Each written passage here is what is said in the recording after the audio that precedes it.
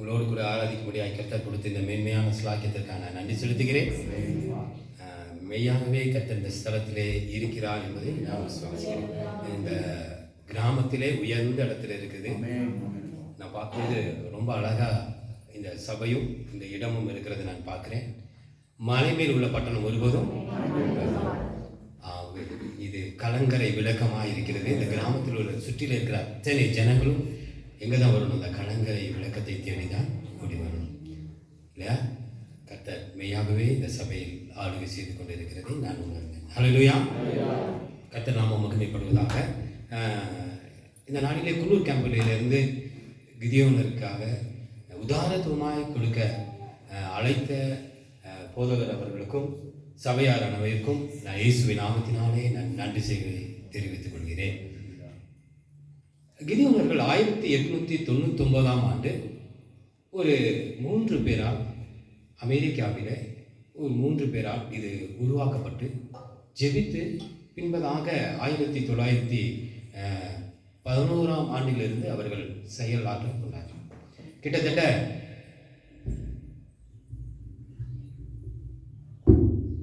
213 நாடுகளிலே ஊழியம் செய்து கொண்டிருக்கிறார்கள். 213 93 மொழிகளிலே இந்த வேதாகமம் அச்சிடப்படுகிறது. தமிழ்நாட்டில் மட்டும், இந்தியாவில் மட்டும் கிட்டத்தட்ட 23 மொழிகளிலே இந்த வேதாகமம் நடக்கிறது. தமிழ்நாட்டில் 107 இந்த முகாம், இந்த கிதியோனரின் முகாம் இருக்கிறது. இவர்கள் ஊழியங்கள் என்ன இருந்துச்சுன்னா, சபையினுடைய ஒரு சின்ன ஊழியங்கள் அவர்கள் செய்து கொண்டிருக்கிறார்கள். இந்த வேதாகமத்தை அறியாத ஜனங்கள், இயேசுவை அறியாத ஜனங்கள் மத்தியில் கொண்டு போய் சேர்ப்பது தான் அவர்களுடைய ஊழியங்கள். இந்த ஊழியத்தில் யார் யார் இருக்கிறான்னு சொன்னால், பிஸ்னஸ்மேன், ப்ரொஃபஷனல்ஸ், இவங்க தான் முக்கியமானவர்கள். இந்த பகுதியில் இருந்து இந்த ஊழியங்களை செய்கிறார்கள். இந்த ஊழியமே கொடுக்கிற ஊழியங்கள். என்ன ஊழியங்க? கொடுத்து தாங்கக்கூடிய ஊழியத்தில் செய்து கொண்டிருக்கிறார்கள் தேவனுடைய பிள்ளைகள். இந்த வேதாகமம் அச்சடிப்பதற்கு 50 ரூபாய் ஆகிறது. எவ்வளோ ஆகுதுங்க? 50 ரூபாய் ஆகிறது. பல நாட்களுக்கு முன்பதாக, வருடங்களுக்கு முன்பதாக இப்படியெல்லாம் சபைகள்லாம் வந்து கேட்டு பார்த்த மாதிரி நம்மளுக்கும் தெரிஞ்சது இல்லை இருக்கா? அந்த மாதிரி யாருக்கா ஞாபகம் இருக்கா? சில காலங்களில் தான் இப்போ ஏற்பட்ட சூழ்நிலைகள் நேராக நடந்து கொண்டிருக்கிறது. காரணம், ஆளுகிற மத்திய அரசு கிறிஸ்துவர்களுக்கு வர வேண்டிய எல்லா பணங்களையும் ட்ராப் பண்ணி எதுவுமே அவர்களுக்கு போய் சேரக்கூடாதபடி எஜுகேஷனல், ஏற்பட்ட பைபிள் காரியங்கள், சர்ச்சு, எந்த மாதிரி ஒரு காரியமும் வெளிநாட்டிலிருந்து பணம் வரக்கூடாதபடி அவர்கள் தடுத்து ஏற்பட்ட சூழ்நிலையில் நேரம் நெருக்கப்பட்டு இருக்கிற மத்தியிலே தான் கிதியோனர்கள் எல்லாம் ஒன்று சேர்ந்து ஜெபித்து நாம் சபையில் போய் கேட்டு நாம் காசை பெற்றுக்கொண்டு இந்த வேதாகமத்தை அச்சிடுவதற்கு நாம் கொடுப்போம் என்று சொல்லி அவர்கள் என்ன செய்தார்கள்? ஏற்பட்ட காரியங்களில் இறங்கியிருக்கிறார்கள். அச்சிடுவதற்கு, பிரிண்ட் செய்வதற்கு அநேக பிரிண்டர்கள் க்ளோஸ் பண்ண சூழ்நிலை. காரணம், பணம் இல்லாத ஒரு சூழ்நிலை. இப்பொழுது என்ன செய்கிறார்கள்னா, இந்த ஒவ்வொரு சபையும் கொடுக்கிற இந்த பணத்தை கொண்டு போய் இந்த பேர்பட்ட வேதாகமத்தை அச்சடிக்கப்பட்டு கொடுக்கப்பட்டு கொண்டிருக்கிறது. நீங்கள் கொடுக்கிற அந்த 50 ரூபாய் ஒரு பைசா கூட, பாஸ்டர் சொன்னது போல, ஒருவரும் என்ன பண்ண முடியாது, அதை எடுக்கவே முடியாது. இன்றைக்கி நீங்கள் என்ன சபையில் கொடுக்கிறீர்களோ அந்த பணம் இன்றைய ரெசிப்ட் போட்டு இந்த நாளிலே பாஸ்டருக்கு ஹேண்டில் பண்ணி இன்றைய மெயில், எங்களுடைய மெசேஜ் அனுப்பி 4 தினத்தில் இந்த பணம் ரிமிட்டன்ஸ் பண்ணணும். எல்லா பணமும் வேதாகமம் அச்சிடப்படுவதற்கு மட்டும்தான் உபயோகமாகிறது. ஆகவே உதாரணமாய் கொடுங்கள். ஒருவரையும் கடினமாயும் அல்ல, விசனமாயும் அல்ல, உங்களோட மன விருப்பத்தின்படி கொடுங்கள். கர்த்தர் உங்களை ஆசீர்வதிப்பார். இது கொடுக்கறதுனால என்ன பிரதர் எங்களுக்கு அப்படின்னு சொன்னால், பாஸ்டர் கூட இந்த நாளில் நிற்பது கிதியோனரின் ஒரு பைபிள் என்று சொல்லி அவர் ஸ்டார்டிங்கில் சொன்னது நமக்கு ஒரு பெருமையாக இருக்கிறது. ஹல்லேலூயா, ஹல்லேலூயா.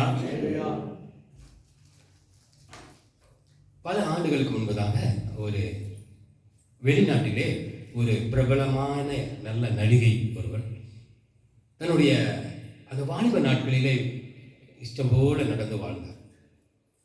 ஒரு நாள் அவளுடைய மார்க்கெட் ஃபுல்லாக டவுன் ஆனது. உடனே அவள் என்ன செய்தாள்? நான் வாழ முடியாது, இனி நான் பிழைக்க முடியாது, என்னுடைய பேர் புகழ் எல்லாம் போய்விட்டதே என்று சொல்லி நான் தற்கொலை செய்து கொள்ள வேண்டும் என்று சொல்லி அவர் ஒரு லாட்ஜில் போய் தங்கி தற்கொலை செய்வதற்குண்டான எல்லா காரியங்களையும் அவன் தன் கையில் வைத்திருந்தால் மறித்து விட வேண்டும் என்று சொல்லி தீர்மானமாய் அவர்கள் போனார். ஒரு நாள் கடந்தது. ஆனால் அந்த அறையிலே இப்பேற்பட்ட ஒரு வேதாகமம் இருந்தது. அவள் கண்களிலே இந்த புத்தகம் பட்டது. ஆனால் அவள் அதை பார்க்கவோ வாசிக்கவோ அதை எடுக்கவோ அவள் பிரயாசப்படவே இல்லை.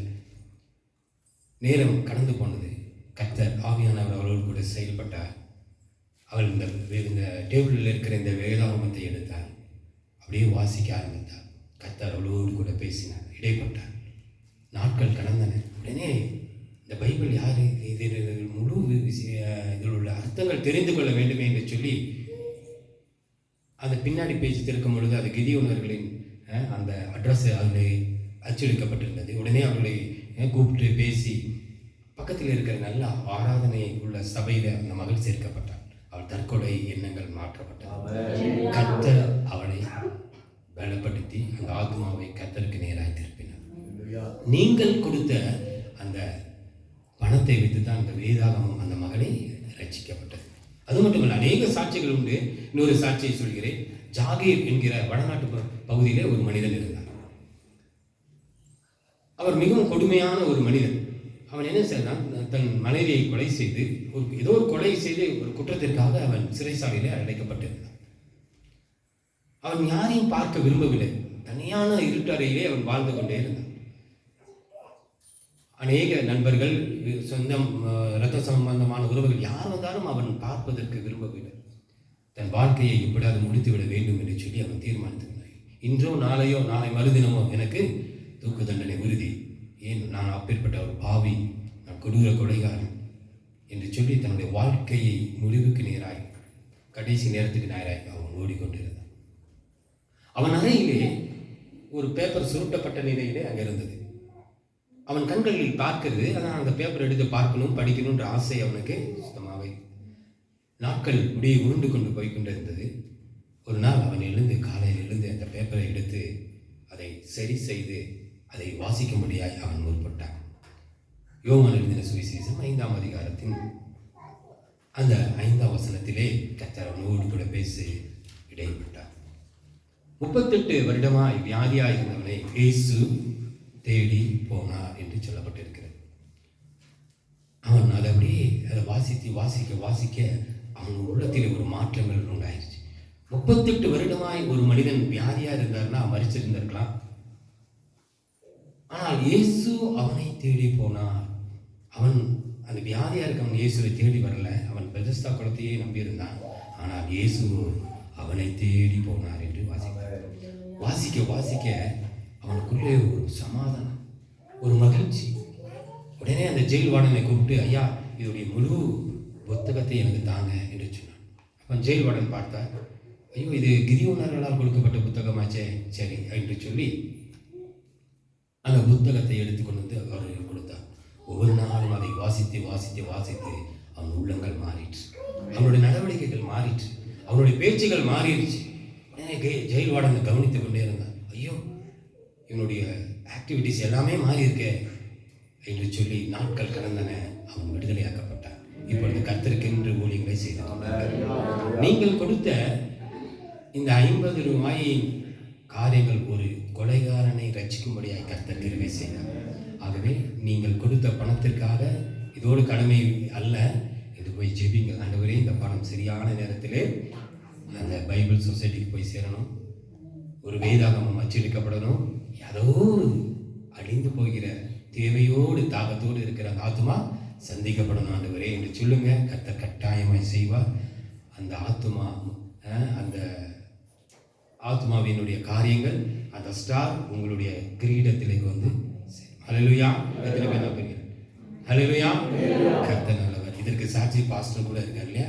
கிதியோனரால் கொடுக்கப்பட்ட வேதாகமத்தின் நிமித்தம் அவரும் இந்த நாளிலே போதகராய் இந்த பட்டணத்தில் ஒளி செய்யும்படியாக கர்த்தர் உயர்த்தி வைத்திருக்கிறார். ஆகவே கர்த்தருடைய வார்த்தைகள் வெறுமையாய், பாஸ்டர் சொன்னது போல வெறுமையாய் அது திரும்பாது. அது சொன்னதை அது செய்துதான் கர்த்தரிடத்திலே திரும்பும். ஹல்லேலூயா. ஆனால் கர்த்தர் உங்களை ஆசீர்வதிப்பாராக. நாம் வேதத்திலிருந்து ஒரு பகுதியை வாசித்து நான் ஒன்று சொல்ல மறந்து விட்டேன். இப்பேற்பட்ட கலர் புத்தகங்கள், நிறைய கலர் புத்தகங்கள் கிதியோனர்களுக்கு அச்சடிக்கப்படுகிறார்கள். இப்பேற்பட்ட கலர் புத்தகங்கள் பொது இடங்களிலே வைக்கப்படுகிறது. இந்த கலர் உள்ள புத்தகங்கள் பொது இடங்களில், ஹாஸ்பிட்டலில் இந்த புத்தகங்கள் இருக்கும். பொது இடங்கள் சொன்னால் library, railway station, bus stand, மகளிர் ஓய்வறை, இப்பேற்பட்ட இடங்களில் எல்லாம் இந்த மாதிரி உள்ள கலர் புத்தகங்கள் கொடுக்கப்பட்டு இருக்கிறது.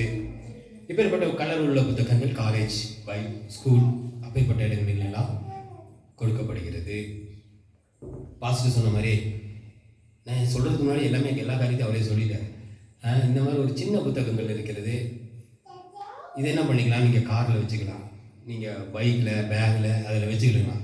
ஏதாவது அன்எக்ஸ்பெக்டடாக யாரோ ஒருவர் உங்களை பார்க்கும்படியாக இருந்துச்சுன்னா நீங்கள் என்ன பண்ணலாம், இந்த அவரிடத்தில் வார்த்தைகளை பேசி இந்த வேதாகமத்தை கொடுக்குமானால் கர்த்தர் உங்களை கொண்டு பெரிய காரியங்களை அவர் செய்கிறவராக இருக்கிறார்.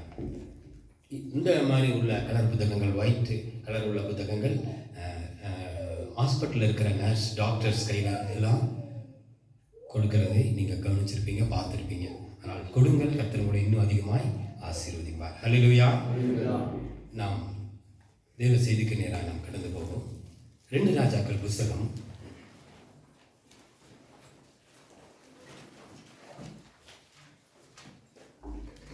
4ஆம் அதிகாரம் 1-2. தீர்க்கதரிசிகளுடைய புத்திரரில் ஒருவனுக்கு மனைவியாயிருந்த ஒரு ஸ்திரீ எலிசாவை பார்த்து, உமது அடியானாகிய என் புருஷன் இறந்து போனான், உமது அடியான் கர்த்தருக்கு பயந்து நடந்தான் என்பதை அறிவீர். கடன் கொடுத்தவன் இப்போது என் 2 குமாரரையும் தனக்கு அடிமைகளாக்கி கொள்ள வந்தான் என்றால், எலிசா அவனை நோக்கி, நான் உனக்கு என்ன செய்ய வேண்டும்? வீட்டில் உன்னிடத்தில் என்ன இருக்கிறது என்று சொல் என்றார். அதற்கு அவர், ஒரு குடம் எண்ணெய் அல்லாமல் உமது அடியானுடைய வீட்டில் வேறொன்றும் இல்லை என்றார். ஆமென். ஹல்லேலூயா. நாம் அப்படியே கண்களை மூடி, ஆண்டவரே இந்த வசனம் எங்களோடு கூட பேசட்டும் என்று சொல்லுங்க. கர்த்தர் பேசுகிறவராக இருக்கிறார். தாகத்தோடு, தேவைகளோடு, யார் என்னென்ன காரியங்களோடு இந்த நாளிலே இந்த கூடாரத்துக்குள் கடந்து வந்தீர்களோ, கர்த்தர் இந்த வசனத்தின் மூலம் உங்களோடு பேச அவர் சித்தமாக இருக்கிறார். எங்களோடு பேசுங்க ஆண்டவரே சொல்லுங்க. உங்களோடு பேச சித்தம் இருக்கிறார். ஆண்டவரே அப்பா, அந்த நாளிலும் ஆண்டவரே அப்பா, கடன் கொடுத்தவன் கடன்களை கேட்டு வாசற்படியில் வந்து நிற்கிறான் என்று சொல்லி பார்க்கிறோம்.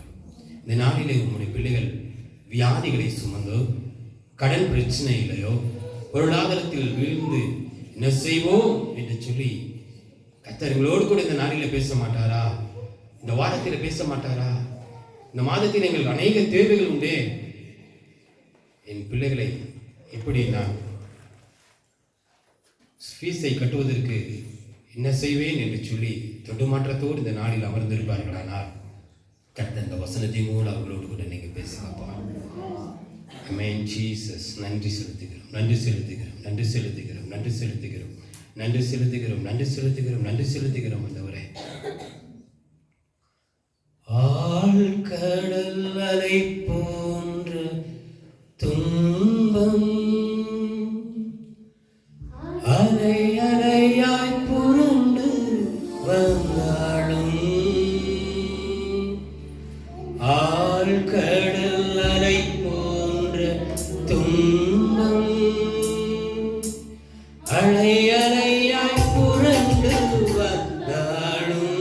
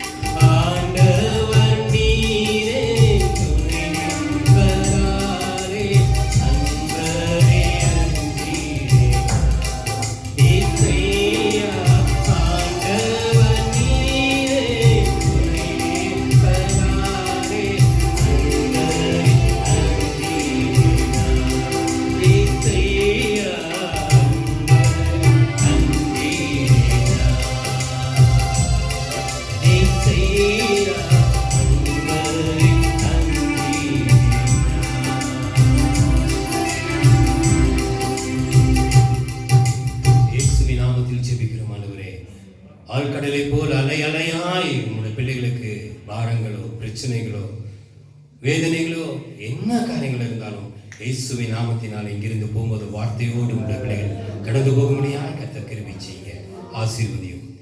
உங்களுடைய கரங்களிலே எங்களை அர்ப்பணிக்கிறோம். நீங்க நடத்துங்க, நாங்கள் பேசுகிறோம். இயேசுவின் நாமத்தில் பிதாவே, அல்லேலூயா. கர்த்தருடைய நாமம் மகிமைப்படுவதாக. நான் பெரிய ஸ்பீச்சர் அல்ல, கர்த்தர் கொடுத்த ஞானத்திலே பேசுகிறேன். கேட்டீங்க, பெரிய போதகர்லாம் இருக்காரு. எனக்கு பெரிய எக்ஸ்பீரியன்ஸ் ஒன்றும் இல்லை. அல்லேலூயா. நாம் வாசிப்போம் அதே வசனத்தை. தீர்க்கதரிசிகளுடைய புத்திரரில் ஒருவனுக்கு மனைவியாயிருந்த ஒரு ஸ்திரீ எலிசாவை பார்த்து, உமது அடியானாகிய என் புருஷன் இறந்து போனான், உமது அடியான் கர்த்தருக்கு பயந்து நடந்தான் என்பதை அறிவீர். கடன் கொடுத்தவன் இப்பொழுது 2 குமாரரையும் தனக்கு அடிமையாக்கிக் கொள்ள வந்தார்கள் என்று சொல்லப்பட்டிருக்கு. இங்கே முதல் வரிகள் சொல்லப்பட்டிருக்கு, தீர்க்கதரிசி புத்திரர்களில் ஒருவனுக்கு என்று சொல்லப்பட்டிருக்கிறது. அப்படி என்று சொன்னால் பிரச்சனை பரிசுத்த ஸ்தலத்தில் இருக்கு. நீங்க உட்கார்ந்து இருக்கிற இடம் என்ன இல்லைங்க? பரிசுத்த ஸ்தலம். உங்களுக்கு நீங்க அந்த செப்பல் போட்டிருக்கீங்க, கார் பார்க்கிங் எல்லாம் பண்ணிருக்க, அந்த இடம் பிரகார். என்னதுங்க? பிரகார். இப்ப நான் நிற்கிற இடம் சூப்பர். தேவனுடைய பிள்ளைகளே, இப்ப பரிசுத்த ஸ்தலத்தில் இருக்கிற நீங்கள், எனக்கு தான் கஷ்டம், எனக்கு தான் பாடு, எனக்கு தான் சோதனை, ஒன்று போனா ஒன்று பாடுகள். நம்ம பாடினது போல அலை அலையாய் புரண்டு வரும். அலை இன்னைக்காவது ஓஞ்சிருக்கா? ஓஞ்சதை அலை புரண்டு வரும். நாம் கர்த்தருடைய சமூகத்தில் கடந்து போகிற வரைக்கும் நம்ம எல்லா பிரச்சனைகளையும் நாம் பார்த்து தான். இங்கே சொல்லப்பட்டிருக்கிறது, போதகர்களுக்கும் ஏதோ ஒரு சூழ்நிலை இல்லை, அவர் கொஞ்சம் போல கடன் வாங்கியிருக்கார். அப்படிதானே இருக்கு. அந்த அம்மா கீழே ஒரு ஸ்டேட்மெண்ட் கொடுக்குறாங்க, என் புருஷன் கர்த்தருக்கு பயந்து நடந்தான் என்பதை நீர் அறிவி அப்படின்னு சொல்றாங்க. அது என்ன சொல்றாங்க? ஒரு சாட்சி கொடுக்குறாங்க. நாம நம்மளுடைய மனைவியை பற்றியோ, மனைவி கணவனை பற்றியோ உயிரோடு இருக்கும்போது நம்ம சாட்சி சொல்லியிருக்கோமா? சொல்றதே இல்லை. நீங்க அநேக மரித்தவர்கள் அந்த துக்கம் கொண்டாடுகிற அந்த 40 நாள் 3வது நாள் போனீங்கன்னா அவங்க எழுந்து சாட்சி சொல்லுவாங்க. அவர் அப்படி இருந்தார், இப்படி இருந்தார், நல்லவர். எப்போ சொல்லுவாங்க? மரித்த பிறகு அவரை குறித்து சொல்லுவாங்க. அரசியல்வாதிங்க பொய்யான தகவலை இப்பொழுது உயிரோடு சொல்றாங்க, அதில் சொல்ல வரல. தேவனுடைய பிள்ளைகளை பற்றி நான் பேசுகிறேன். மரித்த பிறகு சொல்லுவார். ஒரு நாள் ஒரு வீட்டுக்கு அழைக்கப்பட்டு அவர்கள் பர்த்டே பார்ட்டிக்காக நாங்கள் குடும்பமாய் அங்கே கடந்து போனோம். அவருக்கு வயது 75. அப்போ எல்லாரும் சீக்கிரமாய் ஒரு வசனத்தை வாசித்து ஜெபித்து அடுத்தது என்ன போவோம்? சாப்பாட்டு போவோம் இல்லையா? அந்த காலத்திலே ஈடுபட்டிருந்தாங்க. ஒரு 80 வயது உள்ள நேரமே தக்க ஒரு பாட்டியம்மா தான் ஜெபமாக நாங்கள் முடிச்சுட்டு ஓகே முடிச்சிடலாம் நாங்கள். அப்போ நான் சொன்னேன், என்னை பார்த்து நீங்கள் ஜெபம் பண்ணுங்கன்னு சொன்னாங்க. நான் சொன்னேன், இப்போ தான் நான் துவங்குகிறேன், இது முடிவுக்கு ஜெபம் அல்ல, இப்போ தான் ஸ்டார்ட் எண்டிங் ப்ரேயர் அப்படின்னு சொன்னேன். எண்டிங் ப்ரேயர் துவக்க ப்ரேயர் சொன்னேன். அவங்க எல்லாம் அப்படியே பார்த்தாங்க. அப்போது நான் சொன்னேன், இவரை குறித்து நீங்கள் சாட்சி சொல்லுங்கள். 75 வயது அவருடைய மனைவியை பார்த்து சொன்னேன், நீங்கள் அவரை குறித்து சாட்சி சொல்லுங்கள். பிள்ளை இருக்காங்க அவருக்கு, நீங்கள் என்ன பண்ணுங்கள்? சாட்சி சொல்லுங்கள் அப்படின்னு சொன்னேன். ஒருத்தரும் சொல்லவே இல்லை. இப்போ நான் அவரை குறித்து சாட்சி சொன்னேன். பழகின நாட்கள் வரைக்கும் அவர் இப்படி இருந்தார்லாம் சொன்னோன்னே உடனே அடுத்தது அவங்க மனைவி என்ன பண்ணாங்க? எழுந்து, என் கணவர் உண்மை உள்ளவர், இத்தனை வருடங்கள் அவரோடு குடும்ப வாழ்க்கையில் நான் கடந்து வந்தேன், அவர் உண்மை உள்ளவர் என்று சொல்லி அநேக காரியங்களை சொன்னார். அடுத்த உடனே தன்னுடைய மகன், அவர் வெளிநாட்டில் இருக்க, அவரும் என்ன பண்ணார்? எழுந்து சாட்சியை சொல்லும்படியாக கர்த்தர் கிருபை செய்தார். எதுக்காக சொல்கிறேன் என்று சொன்னால், சாட்சி நமக்கு நம்முடைய வாழ்க்கையில் ரொம்ப முக்கியம். கணவன் மனைவியை குறித்து சாட்சி சொல்லணும், மனைவி கணவனை குறித்து சாட்சி சொல்லணும். இது இந்த சாட்சி எங்கே இருக்கணும்னா சபையில் இருக்கணும். அங்கே தானே? வீட்டில் இருக்கணும். சபையில் நான் கூட சொல்லிடுவேன், நான் நல்லவன் அப்படின்னு சொல்லி. நீங்கள் எங்கள் வீட்டில் போய் கேட்டால் தான் என் மகள் என்ன சொல்லுவான், அவர் நல்லவரா இல்லையா என்று. நம்மளுடைய சாட்சி நம்மளுடைய குடும்பங்களிலே இருக்க வேண்டும். இங்கே அவர் அந்த சகோதரி சொல்கிறார், ஐயா நான் நினைக்கிறேன், ஐ திங்க் அவர் அந்த பகுதியிலே அவர் ஒரு ரெவரண்டா இருந்திருப்பார். யாருங்க? எலீஷா. உண்மையாய் கர்த்தருக்கு பயந்து நடந்தான் என்பதை நீர் அறிவீர் அப்படின்னு ஒரு வார்த்தையை அந்த அம்மா போடுறாங்க. அப்படின்னா அவருடைய கண்ட்ரோலுக்குள்ள எங்கேயோ மூலையிலே கிராமங்களிலே ஏதோ ஒரு இடத்தில் அவர் என்ன செய்திருக்கார், ஊழியம் செய்தார். ஏதோ ஒரு தேவைக்காக கொஞ்சம் போல கடன் வாங்கியிருக்கார். எதற்காக கடன் வாங்கினார் என்று நம்மளுக்கு தெரியும். வேத ஞானிகள் பண்டிதர்கள் அவர்களுக்கு ஒரு வேலை தெரிந்திருக்கலாம், எனக்கு அந்த அளவுக்கு பாருங்க. முன்னாடி வேதம் நம்மளுக்கு சொல்லவே இல்லை, முன்னாடியும் சொல்லலை பின்னாடியும் சொல்லலை. நான் நினைக்கிறேன் அவர் தன்னுடைய கூடாரத்தை விஸ்தாரப்படுத்துறதுக்கு, தன்னுடைய சபையை விஸ்தாரப்படுத்துறதுக்கு கொஞ்சம் போல கடன் வாங்கியிருக்கலாம். ஏன்னா அதுக்கு முன்னாடியும் அந்த வசனத்தில் அடுத்த அதிகாரம்னு நினைக்கிறேன், அதில் என்ன சொல்றாரு, ஐயா நாங்கள்லாம் ரொம்ப நெருக்கத்தில் இருக்கிறோம், நாங்கள்லாம் கூடாரங்கள் விஸ்தாரம் பண்ணணும் அப்படின்னு சொல்லி எலிசாவிடத்தில் கேட்குறாங்க. அப்போ அவர் என்ன சொல்றாரு, நீங்கள் போய் ஆளுக்கு ஒரு உத்திரத்தை போய் என்னன்னு கேட்டீங்க, வெட்டி எடுத்துட்டு வாங்கன்னு சொல்லி. ஒருவேளை அதற்கு கூட வாங்கியிருக்கலாம், ஒருவேளை குடும்ப சூழ்நிலைக்கு வாங்கியிருக்கலாம், அவர் ஒருவேளை வியாதியாக இருந்திருக்கலாம், கொஞ்சம் போல பணம் வாங்கியிருக்கலாம், தெரியல, வேதம் நம்மளுக்கு சொல்லவில்லை. கொஞ்சம் போல பணம் அவர் கடனாய் வாங்கியிருக்கார். ஆனால் கடனை செலுத்துவதற்கு முன்பதாக, ஏமாற்றுவதற்காக அல்ல, கடனை திருப்பி அடைப்பதற்கு முன்பதாக அவர் என்ன செய்தார், இறந்து போயிட்டார், மரித்து போயிட்டார். இப்போ கடன் கொடுத்தவர்கள் வாசல் படியில் வந்து நிற்கிறார். இப்போ அந்த அம்மாவுக்கு என்ன பண்ணுறதுன்னே தெரியல. அந்த அம்மா கையில் சொத்து, வீடு, பங்களா எதுவுமே இல்லை. தன்னுடைய 2 பிள்ளைகள் மாத்திரம் இருக்கிறார்கள். இப்போ என்ன செய்வது என்று தெரியாமல் இந்த மாதிரி ஒரு சூழ்நிலை நம்முடைய வாழ்க்கைக்கு நேராக கடந்து வருமானால் நம்ம என்ன செய்வோம்?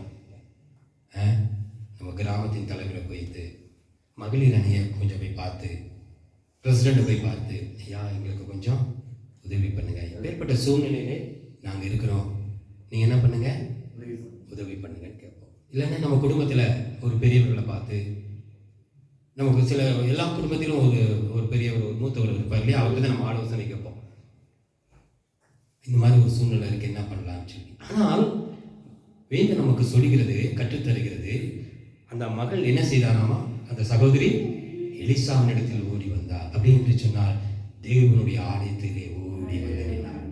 நானும் சின்ன பிரச்சனையானாலும் சரி, பெரிய பிரச்சனையானாலும் சரி, சில நேரத்தில் நம்மளே என்ன பண்ணிக்கிறோம், எடுத்துக்கிறோம், முடிவெடுத்து நம்மளே அதுக்கு சொல்யூஷன் பண்ணிக்கிறோம்.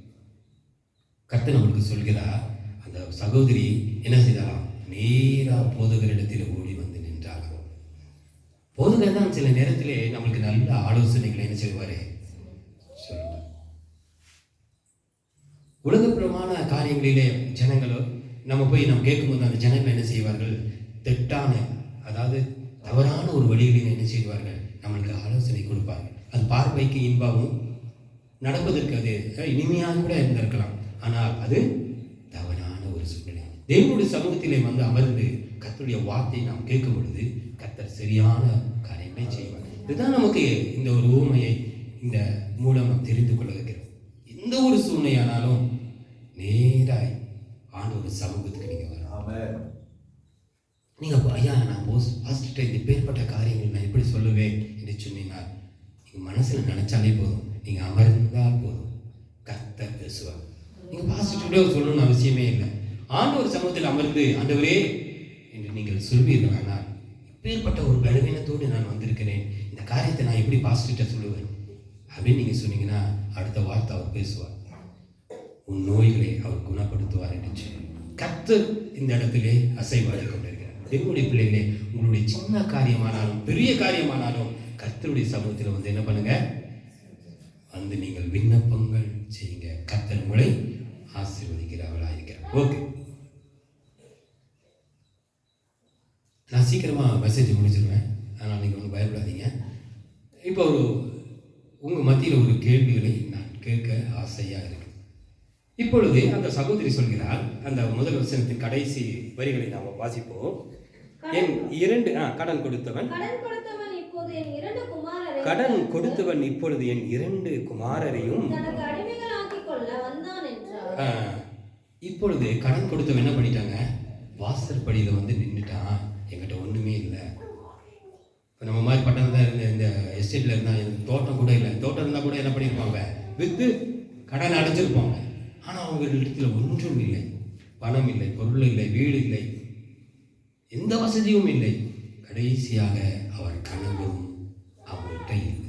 என்ன செய்வோம்?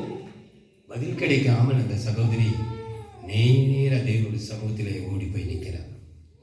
அப்பொழுதுதான் அவர் கேட்கிறார் 2ஆம் வசனத்திலே, எலிசா அவனை நோக்கி, நான் உனக்கு என்ன செய்ய வேண்டும்? நான் என்ன செய்ய வேண்டும்? நீங்கள் மனிதனிடத்தில் போவீர்களானால் இதே ஒரு வார்த்தை தான் சொல்லுவாங்க, நான் உனக்கு என்ன செய்ய வேண்டும். நேற்று வரைக்கும் இருந்துச்சுப்பா, இன்னைக்கு தான் என்ன பண்ண, எல்லாத்துக்குமே டிஸ்ட்ரிபியூட் பண்ணிட்டேன். ஆனால் அவர் கொடுத்துருக்கவே மாட்டார். ஆனால் மனிதனுடைய வார்த்தைகள் இப்படிதான். நீங்கள் தேவையோடு போயிருப்பீங்க, ஆனால் அவர் என்ன சொல்லியிருப்பாரு, நேற்று வரைக்கும் இருந்தது அப்படின்னு தான் சொல்லுவார். ஓகே, எலிசா அவளை பார்த்து, நான் உனக்கு என்ன செய்ய வேண்டும்? வீட்டில் உன்னிடத்தில் என்ன இருக்கிறது சொல் என்றார். ஓகே, இதுதான் இன்னைக்கு இந்த நாளிலே நாம் தியானிக்க போகிற இடம். வீட்டிலே உன்னிடத்திலே என்ன இருக்கிறது, இதைத்தான் நாம் தியானிக்கிறோம். இதை அநேக முறை அநேக சபைகளை நாம் தியானித்திருக்கிறோம். இந்த நாளிலும் கர்த்தர் இந்த வசனத்தை மூலமாய் நம்மளை ஆசீர்வதிப்பார்கள். அல்லேலூயா. கர்த்தர் நாமம் மகிமைப்படுவதாக. வீட்டிலே உன்னிடத்திலே என்ன இருக்கிறது என்று கேட்கிறார். அவன் ஏற்கனவே சொல்லிட்டான், என்னிடத்துல ஒண்ணுமே இல்லை, என் கணவனும் மரித்து போய்விட்டார், வாசற்படியில் இப்போ வந்து கடன் கொடுத்தவன் நிற்கிறான், நான் என்ன செய்வேன் என்று எனக்கு தெரியல, நீங்க தான் உதவி பண்ணணும், ஏதாவது சரி பண்ணணும்னு சொல்லி நேராய் அவள் வந்து நிற்கிறாள். இப்பொழுது எலிஷா அவளை பார்த்து சொல்கிறாள், வீட்டிலே என்ன இருக்கிறது என்று சொல்லி கேட்கிறாள். அவள் என்ன சொன்னாள், ஒரு குடம் எண்ணெய் அல்லாமல் ஒன்றும் இல்லை என்று சொன்னாள். எண்ணெய் என்று சொன்னால் பரிசுத்த ஆவியானவரை குறிக்கிறது. பரிசுத்த ஆவி அந்த எண்ணெயை குறிக்கிறது. என்னிடத்துல வேற ஒண்ணுமே இல்லை, இந்த எண்ணெய் மாற்றம் தான் இருக்கு, ஒரு குடம் தான் இருக்கு, இதை வச்சு நாங்களே சாப்பிட்டு ஜீவனை தப்பிக்க முடியாது. ரெண்டாவது, கடன் கொடுத்தவர்கள் வேற வந்து நிற்கிறாங்க, நான் என்ன செய்வேன் என்ற சூழ்நிலையில் இருக்கும் பொழுது எலிசா சொல்கிறார், என்ன இருக்கிறது? இப்பொழுது அவள் சொல்கிறார், எண்ணெய் இருக்கிறது, ஒரு குடம் எண்ணெயே அல்லாமல் என்னிடத்தில் வேறு ஒன்றும் இல்லை என்று சொன்னார். ஓகே, இப்போ ஆண்டவர் உங்களை ஆசீர்வதிக்க வேண்டும் என்று சொன்னார், ஆபிரகாமுடைய ஆசீர்வாதங்களை கொண்டு வந்து கொடுக்க மாட்டார் அப்படின்னு நான் நினைக்கிறேன். ஈசாக்கினுடைய ஆசீர்வாதங்களை கொண்டு வந்து தருவாரா? தரமாட்டார். எனக்கு தெரியும், நான் என்ன நினைக்கிறேன், இப்போ ஒரு ஞாபகம் வருகிறது. ஆபிரகாம் ஐஸ்வர்யனா இல்லையா? அவன் பெரிய சீமானா இருந்தான் என்று ஆதியாகமம் 13ஆம் அதிகாரம் 2ஆம் வசனம் சொல்கிறது நினைக்கிறேன். என்னவா இருந்தாராமா? சீமா. தன் தகப்பனுடைய அத்தனை ஆசீர்வாதங்கள் யாருக்கு சேருவாங்க? ஈசாக்கு தான் போய் சேரும் இல்லையா? ஆனால் இந்த ஈசாக்கு தன் மகன் யாருங்க? யாக்கோபு, ஏசாவுக்கு பயந்து போறாரு. ஒரு பொடி கூட ஒண்ணுமே கொடுத்த மாதிரி ஒண்ணுமே வேதத்துல இல்ல, கொடுக்கவே இல்லை பாருங்க. ஆனால் 13:2 சொல்லுது ஆதியாகமம், அவன் பெரிய சீமானா இருந்தான். யாரு? ஆபிரகாம். அத்தனை ஆசீர்வாதங்களும் யாருக்கு போயிடுச்சு? ஈசாக்கு. ஆனால் அந்த ஈசாக்கு தன் மகனாக யாக்கோபுக்கு கொடுத்த மாதிரி எனக்கு தெரியல. அவன் அப்படிதான் சொல்றான், நான் வெறும் கோலும் கையுமாய் வந்தேன் என்று சொன்னான். தேவனுடைய பிள்ளைகள், இந்த நாளிலே நீங்கள் வெறும் கையோடு வந்திருப்பீர்களானால் கர்த்தர் உங்களுக்கு இரு பரிவாரங்களோடு கடந்து போச்சு. அல்லேலூயா. நாம் நேராக திருப்பி இதே இடத்துக்கு நாம் வருவோம். ஒரு கூட எண்ணெய் இல்லாமல் எங்களிடத்தில் ஒண்ணுமே இல்லை என்று சொன்னார். இப்பொழுதுதான் உங்கள்கிட்ட மைய பகுதிக்கு வந்திருக்கோம். இப்போ ஒரு கேள்வி, எங்க வீட்டில் கடை சொல்லிடுவோம், ஏன்னா அது அவங்கள்ட்ட கேட்டு கேட்டு அதையே சொல்லி பழகிட்டாங்க. இப்போ உங்களிடத்தில் ஒரு கேள்வி, வீட்டிலே என்ன இருக்கிறது? நீங்க சொல்லுங்க, வீட்டிலே என்ன இருக்கிறது? இப்போ கர்த்தர் உங்களை ஆசீர்வதிக்க வந்திருக்காரு. இப்போ இந்த அம்மா சொல்றாங்க, எங்க வீட்டில் ஒரு குடம் எண்ணெய் மட்டும்தான் இருக்கு அப்படின்னு சொல்றாங்க. இப்போ நான் கேட்குறேன், வீட்டிலே என்ன இருக்கிறது? எல்லாமே இருக்கிறது. பாத்திரம் இருக்கு, நீங்க வாங்க அடிச்சு சமைச்சிடலாம், இன்னைக்கு எல்லாமே இருக்கு அப்படின்னு சொல்றாரு. நீங்க சொல்ல முடியுமா? பின்னாடி அமர்ந்து இருக்கிற தம்பி சொல்ல முடியுமா? ஸ்பெக்ஸ் போட்டிருக்காரு, என்ன இருக்கு? கையில செல்போன் இருக்கின்ற தேவன் இருக்கிறார். என்ன இருக்கிறது? இந்த பக்கம் முன்னாடி அமர்ந்திருக்கிற சகோதரிகள் என்ன இருக்கிறது? வீட்டிலே என்ன இருக்கிறது? ஐயா கேஸ் இருக்குது, அடுப்பு இருக்குது, உங்களுக்கு எது வேணாலும் நீங்கள் சொல்லுங்கள், அதில் சமைச்சு தரோம். என்ன இருக்கிறது? 30 கிலோ ரேஷன் அரிசி இருக்கிறது. சொல்லுங்களேன், என்ன இருக்கிறது? ரொம்ப அன்பு தாயாரம்மா சொல்லுங்க, என்ன இருக்கிறது? இங்கே ஒரு கூட எண்ணெய் இல்லாமல் என்னிடத்தில் ஒண்ணுமே இல்லைன்னு சொல்லி அந்த அம்மா உண்மையா சொல்லிட்டாங்க. வேத வசனம் உங்க வீட்டில் இருக்கிறதா? தேவ வார்த்தை, சத்தியமான பாடல்கள், உற்சாகப்படுத்தும் பாடல்கள், தியானம், உபவாசம், நல்ல வார்த்தைகள், ஒரு மனம்,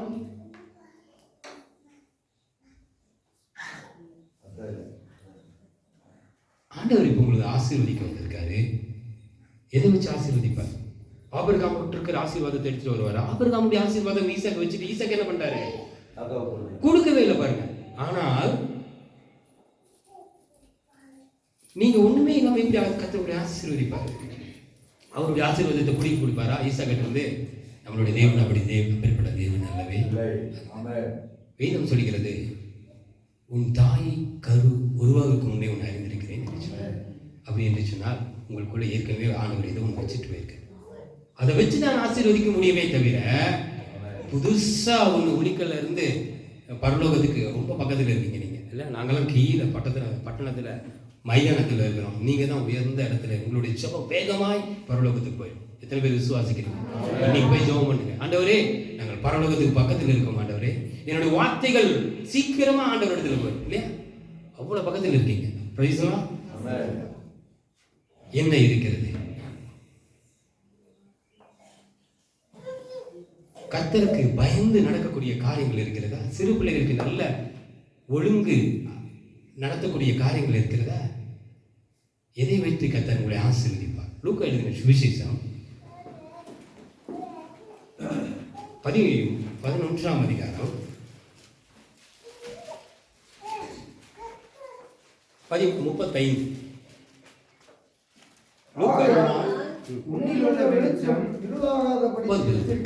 ஆகையால் உன்னில் உள்ள வெளிச்சம் அப்படின்னு இருக்கு. அப்படின்னா உன் அப்படின்னா யாருது?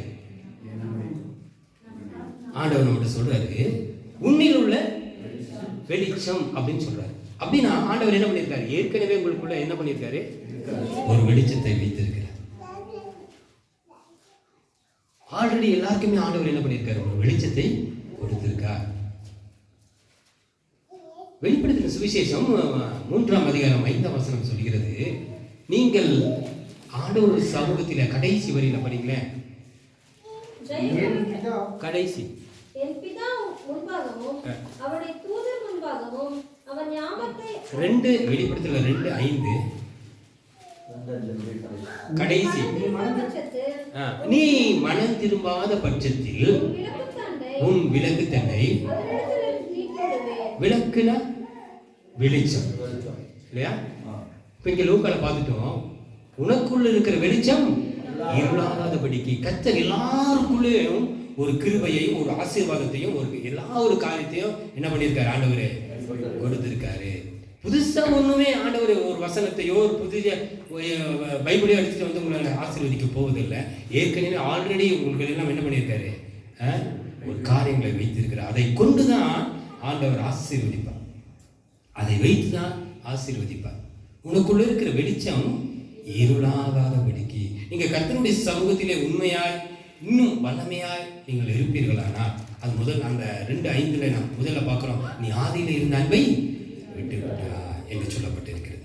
கர்த்தருக்கு நாம் கொடுக்க வேண்டிய எல்லா கனத்தையும் மகிமையும் நாம் கொடுக்கும் பொழுது ஏற்ற நேரத்திலே கர்த்தர் என்ன செய்வார்? உங்களுடைய வாழ்க்கையை பிரகாசமாய் மாற்றுவார். அதான் வசனம் சொல்கிறது, உனக்குள்ள இருக்கிற வெளிச்சம் இருளாகாதபடிக்கு நீங்க பார்த்துக்கணும். நம்மளுக்குள்ள ஆல்ரெடி ஆண்டவர் என்ன வச்சிருக்காரு? ஒரு வெளிச்சத்தை வச்சிருக்காரு. நான் ஏற்கனவே சொன்னேன், இது இந்த சபை எப்படி இருக்குங்க? கலங்கரைகளுக்கு எங்க இருக்குங்க? கடற்கரையில இருக்கும். காரணம் எதுக்காக வச்சிருக்காருன்னா, கடல்ல திசை மாறி போய் சில நேரத்தில் ஆபத்திலே காற்றடித்து திசை மாறி கடந்து போயிடுவாங்க. எந்த வழியில போகணும்னு தெரியாது. ஆனால் கலங்கரை விளக்கம் அவர்களுக்கு வழி திறக்கும். ஐயோ, அங்கு ஒரு வெளிச்சம் இருக்கிறது, நான் கடந்து போனால் நான் தப்பித்துக் கொள்வேன், நான் வீட்டுக்கு போய் சேர்ந்துடுவேன், என் மனைவியை பார்த்துடுவேன், என் பிள்ளைகளை நான் பார்த்துடுவேன் என்று சொல்லி அந்த நடுக்கடலிலே அவன் என்ன பண்ணுவான், அந்த வெளிச்சத்தை பார்த்தோன்னே அவனுக்கு சந்தோஷம் வரும். அது வரைக்கும் இருக்காது. அதுபோலதான் இந்த சபை உங்களுக்கு கலங்கரை விளக்கு. கர்த்தர் உங்களுக்குள்ளே ஒரு வெளிச்சத்தை வச்சிருக்கார். இந்த வெளிச்சம் எதுக்காக? நீங்க மட்டும் நல்லா இல்லைங்க, நான் மட்டும் நல்லா இருந்தா போதும், என் பிள்ளை மட்டும் நல்லா இருந்தா போதுமா? இல்லை, அநேகருக்கு இந்த வெளிச்சம் பிரயோஜனம் உள்ளதாக இருக்கும். ஒரு வெளிச்சத்தை நீங்க பாத்தீங்கன்னா, ஸ்ட்ரீட் லைட் பாத்தீங்கன்னா இரவு நேரத்தில் எல்லா பூச்சிகளும் எங்க இருந்து வந்ததே தெரியாது. அது வரைக்கும் அங்கே அந்த லைட்டை மட்டும் ஆஃப் பண்ணுங்க, பூச்சியெல்லாம் மறைஞ்சிடும். ஆனால் நீங்கள், ஆண்டவர் சொல்றார், உலகத்துக்கு நீங்கள் வெளிச்சமாக இருக்கிறீர்கள். ஆண்டவர் நம்மளுக்குள்ள ஏற்கனவே ஒன்று வச்சிருக்காரு, ஆல்ரெடி வச்சிருக்காரு. அதை கொண்டுதான் இந்த நாளிலே ஆசீர்வதிக்க அவர் சித்தம் கொண்டு இருக்கிறார். இங்கே இந்த அம்மா சொல்றாங்க, ஒரு குடம் எண்ணெய் இல்லாமல் இடத்துல வேற ஒண்ணுமே இல்லை என்று சொன்ன உடனே அவர் என்ன சொன்னார், அந்த ஒரு குடத்தை எண்ணெய் எடுத்துட்டு என்ன பண்ணுங்க, நீ அந்த வீட்டில் வச்சிரு, அநேக வெறும் பாத்திரங்கள், அடுத்த வசனம் 3ஆம் வசனத்தில் சொல்லப்பட்டிருக்கிறது. என்ன பாத்திரங்கள்? வெறும் பாத்திரங்கள். நீங்கள் வெளிச்சமாய் இருக்கணும், நீங்கள் உப்பாய் இருக்கணும். ஆகவே அவருக்கு பின்னாடி தான் நம்ம பார்க்கிறோம், வெறும் பாத்திரங்கள் என்று சொல்லி பார்க்கிறோம். நீங்கள் நிரம்பத்தக்க குடமாய் இருக்கணும், அரை குடமாய் அல்ல, கால் குடமாய் அல்ல, நிரம்பி இருக்கிற குடமாய் நீங்கள் இருக்கு. அந்த 3ஆம் வசனத்தை நாம் வாசிப்போம். அப்பொழுது அவன், நீ போய் உன்னுடைய அயல் வீட்டுக்காரர் எல்லாரிடத்திலும் அநேகம் வெறும் பாத்திரங்களை கேட்டு வாங்கி. தேங்க்யூ. வெறும் பாத்திரங்கள் அப்படி என்று சொன்னால், நம்மளை சுற்றி இருக்கிற படிக்கிற இடங்களிலே, வேலை செய்கிற இடங்களிலே, நம்ம வீட்டு பக்கத்திலே, எல்லா இடத்திலும் யாருங்க அவங்கெல்லாம்? வெறும் பாத்திரங்கள். எனக்கு தெரிந்த ஞானத்தில் தான் நான் பேசுகிறேன் மாஸ்டர். இதில் அநேக ஒவ்வொரு வரிகளிலும் ஒவ்வொரு பிரசங்கையார் பிரசங்கிச்சு நான் கேட்டிருக்கிறேன். இங்கே சொல்லப்பட்டிருக்கிறது, வெறும் பாத்திரங்கள் நம்மளை சுற்றி என்ன இருக்கா? வெறும் பாத்திரங்கள் இருக்கிறது. அவங்களெல்லாம் என்ன பண்ணுங்க, நீங்க இந்த சபையிலே கொண்டு வாங்க அப்படின்னு சொல்றாரு ஆண்டவர். ஆண்டவர் ஃபர்ஸ்டே சொல்றார், நீங்கள் வெளிச்சமாக இருக்கிறீர்கள், உங்களுக்குள்ளே வெளிச்சம் இருளாகாதபடி பார்த்துக் கொள்ளுங்கள் என்று சொன்னார். அப்புறம் என்ன சொல்றாரு, வெறும் பாத்திரங்கள் அதிகமா இருக்கப்பா, நீ என்ன பண்ணு, அவங்களை எல்லாத்தையும் இந்த சபைக்குள்ளே கொண்டு வா. அதான் வெறும் பாத்திரங்கள் தான் நான் கேட்க போனாங்க, இல்லை நிரம்பி இருக்கிற பாத்திரமா கேட்க போனாங்க? காலியான எம்டி பாத்திரம் தான் என்ன பண்ணாங்க, வாங்க போனாங்க இல்லையா? இப்போ நீங்கள் பழகுற இடத்துல இப்போ போய் கேட்டீங்கன்னா கொடுப்பாங்களா? இப்போ நீங்களே கேட்குறீங்க பக்கத்து வீட்டில் போய், அக்கா எனக்கு ஒரு ட்ரம் கொடுங்க, தண்ணி என்னோட ட்ரம் லீக் ஆகுது, நீங்கள் சும்மா தானே வச்சுருக்கீங்க, எனக்கு ஒரு ட்ரம் தருவீங்களா? பக்கத்து வீட்டில் கேட்டால் அது கொடுப்பாங்களா? நாம் பழகுற விதம் எப்படி இருக்கிறது நீங்களே சொல்லுங்கள். கொடுக்க மாட்டாங்கன்னா நம்ம கேட்க முன்பதாக அவங்க என்ன பண்ணுவோம், சிஸ்டர் நீங்கள் ஏதோ கேட்க வந்திருக்கீங்க, என்னன்னு கேளுங்க, ஒரு குடம் போதுமா, 2 குடம் வேணுமா அப்படின்னு கேட்கணும். நம்மளுடைய வாழ்க்கைகள் எப்படி இருக்கணுங்க? அப்படி நம்மளை பார்த்தோன்னே நீங்கள் அப்புறம் வாங்கன்னு சொல்லியிருக்கூடாது. இங்கே தீர்க்கதரிசி சொல்றாரு, வெறும் பாத்திரங்கள் எங்க இருக்குங்க? வெளியில இருக்கு. யார் கொண்டு வருவா? பிரகாசிக்கிற நீங்கள் தான் கொண்டு வரணும். பிரகாசிக்கிற நீங்கள் தான் கொண்டு வரணும். நீங்கள் தான் போய் என்ன பண்ணணும், அந்த காலியான பாத்திரங்களை வாங்க. எத்தனை நாட்கள் தான் அழுதுகிட்டே இருப்பீங்க?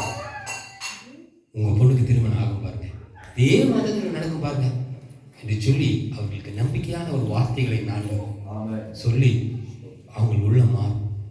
இரவு நேரத்தில் அவரோடு நீங்கள் போய் தனியமையா அந்த அந்த யாருக்கு பேசுனீங்களோ அவரோட ஜெபிச்சுட்டு அடுத்த நாள் காலை போங்க. அவங்க சொல்லுவாங்க, சிஸ்டர் நானும் உங்களோடு கூட சபைக்கு வரேன், என் பிள்ளைக்கு திருமணம் ஆகும்ல, அப்போ நான் வருவேன், இந்த தேவை சந்திக்கப்படுமா, நான் வருவேன். அந்த காலியான பாத்திரம் இங்கே வந்தால் நிரப்பப்படும். அநேக பாஸ்டர் ஜப காரியங்களில் அவர் சொன்னார், எத்தனையோ ஜனங்கள் மரித்து போகிறாங்க இல்லையா? அகமதாபாத்திலிருந்து அந்த புறப்பட்ட, குஜராத்திலிருந்து அந்த புறப்பட்ட அகமதாபாத் அந்த ஃப்ளைட்டு ஒரே செகண்டில் எல்லாம் முடிந்தது. நாங்களும் பார்த்தோம். எத்தனை பேர் அதற்காக ஜெபித்திருப்பாங்க, எத்தனை பேர் கண்ணீர் விட்டுருப்பாங்க இல்லையா? ஒவ்வொரு நாளும் பாருங்க, பிறப்பை விட இறப்பு தான் அதிகமாய், சூசைடு அது இதுன்னு இப்படி தான் வந்து கொண்டே இருக்குது. நாங்களும் பிள்ளைகளும் சரி, நானும் சரி, குடும்பமாக நாங்கள் ஜெபிக்கும் பொழுது இந்த ஆக்சிடென்ட்டுக்காக நாங்கள் ஒவ்வொரு நாளும் ஜெபிப்பது உண்டு. நாம் தான் என்ன பண்ணணும், வீட்டுக்குள்ளே நம்ம தான் ட்ரைனிங் எடுத்துக்கணும். நம்ம வீட்டில் என்ன இருக்குது? ஜெபம் இருக்கு, உண்மையான ஒரு அன்பு இருக்கு. தகப்பனை குறித்து தாய் நல்லா தெரிஞ்சிருக்கணும், மனைவியை தெரிஞ்சிருக்கணும், மனைவியை குறித்து கணவன் தெரிஞ்சிருக்கணும். பிள்ளைகளை குறித்து தகப்பனுக்கு தெரியணும். என் மகளுக்கு என்ன நேரத்தில் என்ன செய்யணும்னு சொல்லி தகப்பனுக்கு தெரிஞ்சிருக்கு. பிள்ளை தகப்பனை பார்த்து நடக்கும். எப்படி? கர்த்தருக்கு பயந்து நடக்கும். ஐயோ, இந்த விஷயம் தகப்பனாருக்கு பிடிக்காது, இந்த காரியங்கள் அருவருப்பானது என்று சொல்லி பிள்ளை என்ன பண்ணணும்? தகப்பனை தாயை பார்த்து கற்றுக்கொள்ள வேண்டும். நாம் இங்க பிராக்டிஸ் பண்ணாதான் என்ன பண்ண முடியும்? வெளியில போய் காலியான பாத்திரங்களை நம்ம கேட்ச் பண்ண முடியும். இப்போ பாஸ்டர் திடீர்னு என்ன சொன்னாங்க, நீங்க ஆஃபரிங் ஒரு ஷாங்க ஒரு பாடுங்கன்னு சொன்னோன்னே அதுக்கு என்ன பண்ணியிருக்கணும்? நான் உடனே தயாராக இருக்கணும். நம்ம வீட்டுக்குள்ளேயே நம்ம கற்றுக்கொள்ள தானே அதை வச்சு தான் என்ன பண்ண முடியும்? வெளியில் போய் கற்றுக்கொள்ள முடியும். அந்த சகோதரிடத்தில் ஒன்றும் இல்லை, ஒரு குடம் எண்ணெய் இல்லாமல் அதை வைத்து தான் பரிசுத்த ஆவியான பெரிய காரியங்களை செய்யலாம். தேவனுடைய பிள்ளைகளே, இந்த நாளிலே உங்கள் மத்தியிலே கர்த்தராக இயேசு கிறிஸ்து இருக்கிறார் வச்சுக்கோங்க. இருக்கிறார், உங்களை ஆசீர்வதிக்க அவர் வந்திருக்கார். என்ன வைத்திருக்கிறீர்கள்? ஒண்ணுமே இல்லைன்றது அவருக்கு தெரியும். என்னோட சரீரத்தினுடைய பலவீனத்தை கூட அவர் அறிஞ்சிருக்கார். நீங்கள் என்ன வைத்திருக்கிறீர்கள்? ஆண்டவர் ஒவ்வொரு நாளும் இந்த வேதாகமத்தை நான் திறக்காமல் நான் வெளியில போறதில்லை. ஆண்டவர் வசனத்தை படிக்காமல் நான் போறதில்லை. அந்த நம்பிக்கை இருக்கிறதா? என் பிள்ளை எங்க போனாலும் எப்பேற்பட்ட இடத்துல இருந்தாலும் ஜெயிச்சுட்டு வருவான். காரணம், இயேசு அவனோடு கூட இருக்கிறார் என்று சொல்ல முடியும். மத்தேயு எழுதின சுவிசேஷம் 28ஆம் அதிகாரம் வாசிக்க வேண்டாம், கடைசி வசனத்தில் நாம் பார்க்கிறோம். கர்த்தர் முடிவு வரையும் சகல நாட்களிலும் எப்ப இருப்பாரு? நீங்கள் வீட்டிலே கர்த்தருக்கு பயந்து உண்மையாய் நீங்கள் ஜீவிக்கும் பொழுது கர்த்தர் என்ன பண்ணுவாரு? உங்களோடு கூட இருப்பார். நீங்கள் பிரகாசம் அடைய வேண்டும் என்று சொல்லிதான் அவருடைய நோக்கமே தவிர நீங்கள் இன்னும் கீழே போகக்கூடிய எண்ணங்கள் ஆண்டவராக இயேசு கிறிஸ்துவுக்கு. ஆகவே நீங்கள் வேதம் சொல்கிறது, நீங்கள் வெளிச்சமாக இருக்கிறீர்கள், நீங்கள் உப்பாக இருக்கிறீர்கள்.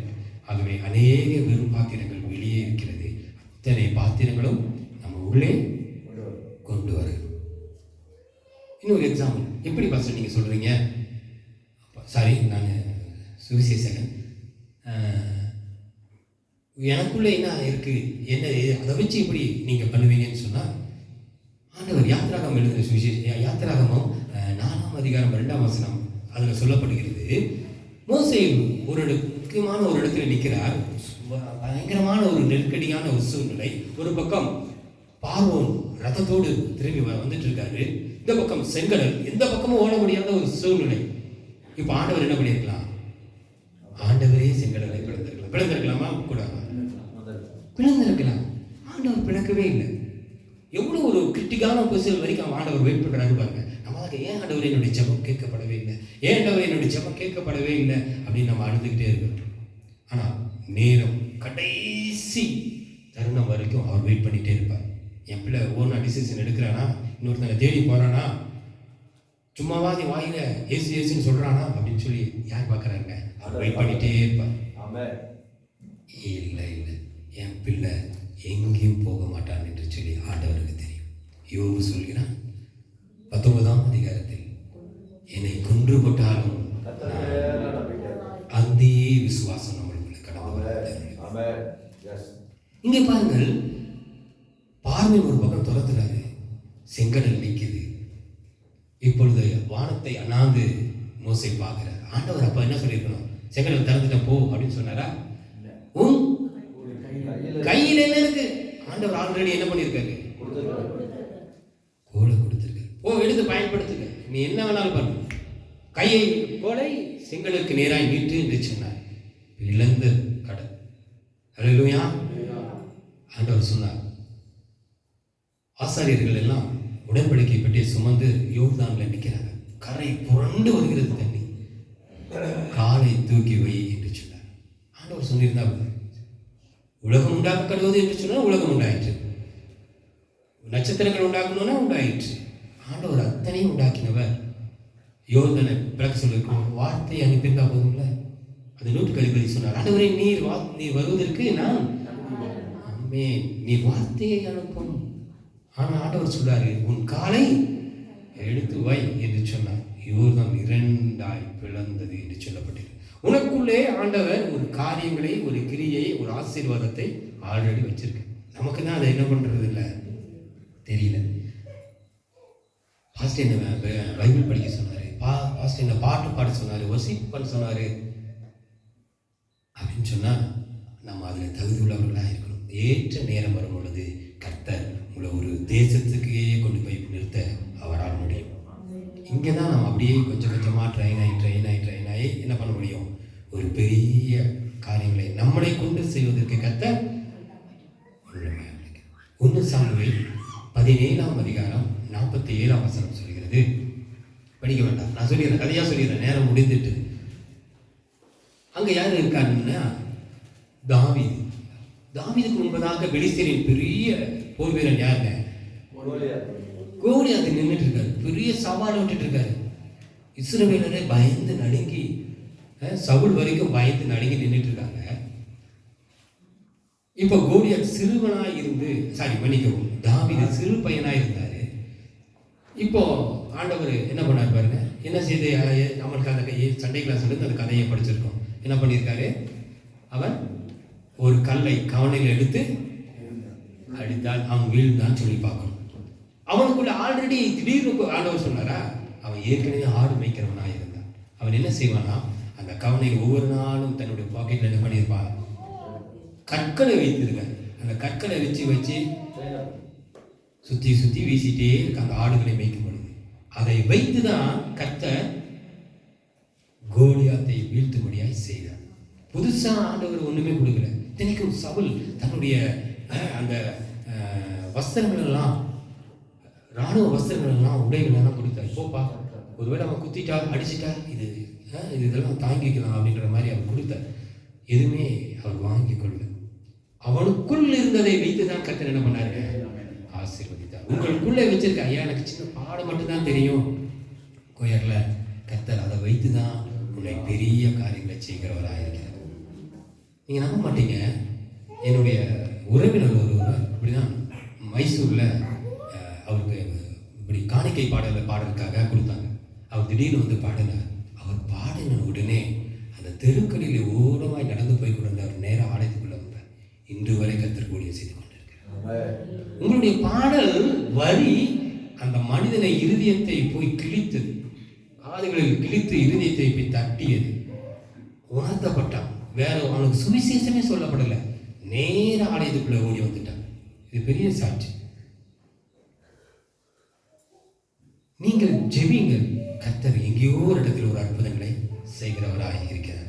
ஆகவே உங்களுக்கு கொடுக்கப்பட்ட ஊழியம் எதுவாக இருந்தாலும் நீங்கள் அதிலே உண்மையாய் வெளிச்சமாயிருங்கள். கர்த்தர் உங்களை பிரகாசிக்க பண்ண அவர் சித்தமுள்ள இருக்கிறார். நம்ம வேகமாக போவோம். இங்கே வெறும் பாத்திரங்கள் என்று சொல்லப்பட்டிருக்கிறது. ஆகவே நம்மளை சுற்றியில் இருக்கிற வெறும் பாத்திரங்கள், நம்முடைய சகோதரர்கள் ரட்சிக்கப்படாமல் இருக்கலாம், சகோதரிகள் ரட்சிக்கப்படாமல் இருக்கலாம், உறவினர்கள் ரட்சிக்கப்படாமல் இருக்கலாம், வேலை செய்கிற இடத்துல, படிக்கிற இடத்துல, கல்லூரிகளிலே, நம்ம பழகிற இடங்களிலே, பக்கத்து வீடுகளிலே, எதிர் வீட்டில், எல்லாருமே யாருங்க, வெறும் பாத்திரங்கள் தான்.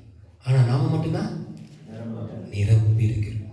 அதை தான் அவர் சொல்றார், வெறும் பாத்திரங்கள் வெளியில் இருக்கு, அவங்கள எல்லாத்தையும் என்ன பண்ணு, கூட்டிட்டு வா. ஆண்டவர் ஒருபோதும் குறைந்த ஆசீர்வாதங்கள் கொடுக்கிற தேவனே அல்ல, இல்லையா? 6ஆம் அதிலே 1 ராஜாக்கள் 4ஆம் அதிகாரம் 6ஆம் வசனம் சொல்கிறது, அந்த பாத்திரங்கள் நிறைந்த பின் அவள் தன் மகன் ஒருவனை நோக்கி, இன்னும் ஒரு பாத்திரம் கொண்டு வா என்றான். அதற்கு அவன், வேறே பாத்திரம் இல்லை என்றான். அப்பொழுது எண்ணெய் நின்று போயிற்று. அப்பொழுதுதான் எண்ணெய் நின்று போயிற்று. எப்பொழுது நின்று போயிற்று? பாத்திரம் இல்லை என்று சொன்னதான் என்ன போயிடுச்சு. ஆண்டவருடைய ஆசீர்வாதங்கள், பரிசுத்தாவினுடைய காரியங்கள் எல்லாம் எப்பொழுதுமே நிறைஞ்சு ஃப்ளோ, எல்லாம் வலிஞ்சு போகக்கூடியதுதான் இருக்கும். பாத்திரம் இல்லை என்று சொன்ன உடனே தான் நின்று போயிடுச்சு. எனக்கு ஆண்டவர் ஆசீர்வாதம் வேண்டாம் ஆண்டவர், நான் இன்னைக்கு வீட்டிலே இருந்து என்ன பண்ணிக்கிறேன், கோவிட்ல நாங்கள் ஆராய்ச்சி போல செல்லில் பார்த்து ஆராய்ச்சிக்கிறோம் அப்படி இருந்தீங்கன்னா ஆசீர்வாதம் வருமா? இங்கே பாத்திரம் எல்லாம், இங்கே வெறும் பாத்திரம் எல்லாம் இங்கே கொண்டு வரும், இங்கே தான் ஆசீர்வதிக்கப்படும். பாத்திரம் இல்லை என்று சொன்ன உடனே தான் ஆயில் ஸ்டாப் ஆயிடுச்சு. அப்போ நீங்கள் எத்தனை பேர்களை நீங்கள் அவர்களுக்காக ஜெபித்தாலும், எத்தனை பேர்களை இங்கே கொண்டு வந்தாலும், கர்த்தர் அத்தனை பேர்களுக்கும் ஆசீர்வாதம் கொடுக்க அவர் வல்லவராயிருக்கிறார். தேவனுடைய பிள்ளைகளை, இந்த நாளில் நீங்கள் முடிவு பண்ணுங்க, ஆண்டவரே என்னிடத்தில் என்ன இருக்கிறது, ஆண்டவரே உண்மையான தேவ வசனம் இருக்கிறதா? கர்த்தருக்கு பயப்படுகிற பயம் என்னிடத்தில் இருக்கிறதா? வசனத்தின்படி நாங்கள் நடக்கிறோமா? நீர் என்னை அபிஷேகம் பண்ணுகிறேன், நானே வெறும் பாத்திரம் தான் இருக்கிறேன் அப்படின்னு சொன்னீங்கன்னா, இது நாம தான் பாத்திரம் என்று சொல்லி 1 கொரிந்தியர் 7ஆம் அதிகாரத்தில் நாம் 7:9 பார்க்க முடியும். 2 கொரிந்தியர் அதே 2 கொரிந்தியர் 4:7 அது சொல்லப்பட்டிருக்கிறது. என்னது? இதுதான் நாம தான் இந்த பாத்திரம், நாம் தான் இந்த பாத்திரம், நான் தான் இந்த நிரம்பப்படாத நிறைக்குறம் இல்லாத பாத்திரமாக இருக்கிறோம். ஆகவே தேவனுடைய பிள்ளைகளை இந்த நாளில் நீங்கள் ஆண்டவரே என்னை எடுத்து பயன்படுத்தி, எனக்குள்ளே ஏதோ ஒன்று வச்சிருக்கீங்கன்னு இன்னைக்கு நான் வார்த்தைகளை கேட்டேனே ஆண்டவரே, அதை பிரகாசிக்கும்படியாக நான் என்ன செய்யணும்? மரியா எல்லாருக்கும் தெரியும் இல்லையா? மரியாளுக்குள்ள என்ன இருந்ததுங்க? பரிசுத்தாவியாக பரிசுத்தம் இருந்தது.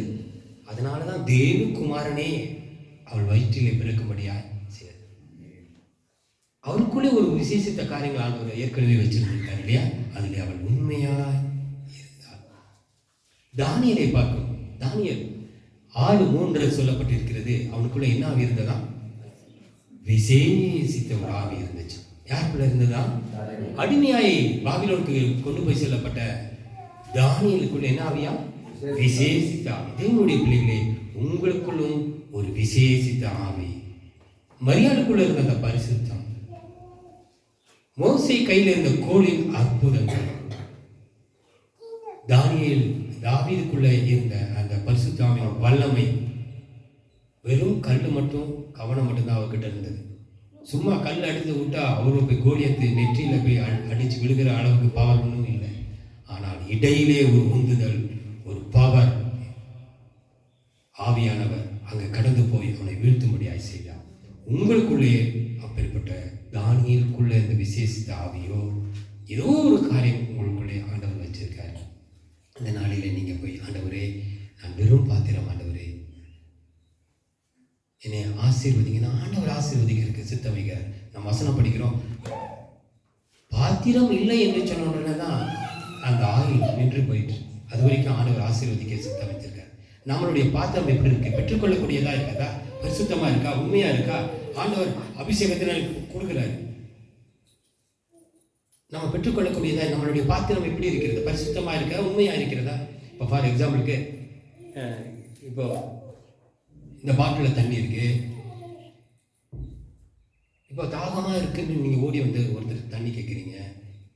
ஏற்கனவே போன வாரம் நடந்த கன்வென்ஷனில் மீட்டிங்கில் ஒரு டம்ளர், அங்கே ஒரே ஒரு டம்ளர் மட்டும் இருக்குது. அதில் யாரோ டீ குடிச்சு கழுவாமல் கரை பிடிச்சி அதில் ஏதோ நிறைய ஈக்கெல்லாம் விழுந்துருக்கு.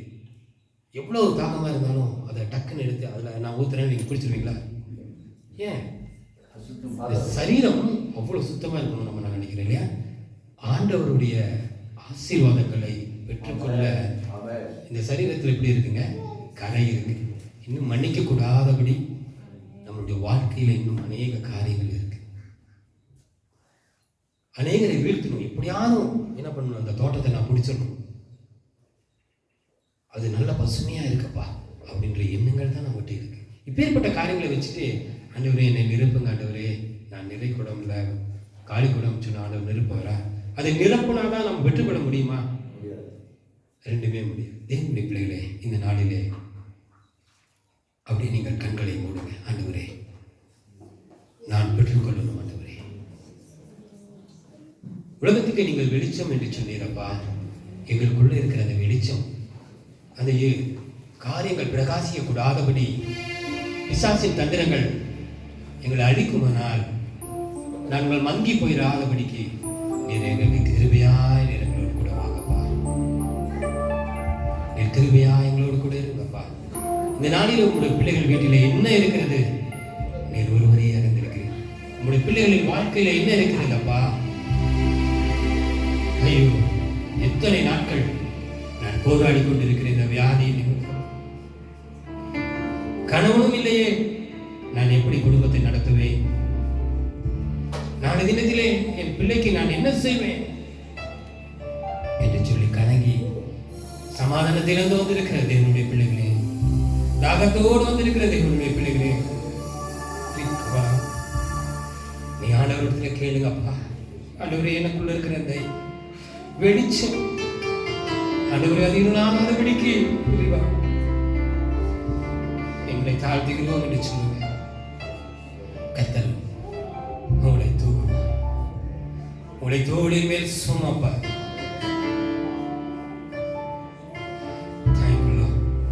ஆண்டவரே, உங்களுடைய பிள்ளைகள் இந்த நாளில் அன்பினால் நிரப்புங்கப்பா, வசனத்தினால் நிரப்புங்கப்பா. அவர்களை அபிஷேகிப்பீனாக. இந்த மலை மேல் உள்ள பட்டணம் ஒருபோது மறைந்திருக்காங்க படிக்கு இந்த ஆலயங்கள் ஆண்டவரே, இந்த வார்த்தைகள் எங்கெங்கே யார் காதுகளில் துணிக்கிறதோ, ஒவ்வொரு ஞாயிற்றுக்கிழமை இந்த ஆராதனைகள் நடக்கும் என்று சொல்லி யார் காதுகளில் விடுகிறதோ, யார் கண்களில் பார்க்கிறார்களோ அத்தனை பேர்களையும் இந்த ஆலயத்துக்குள்ள நீங்க கொண்டு வாங்கப்பா.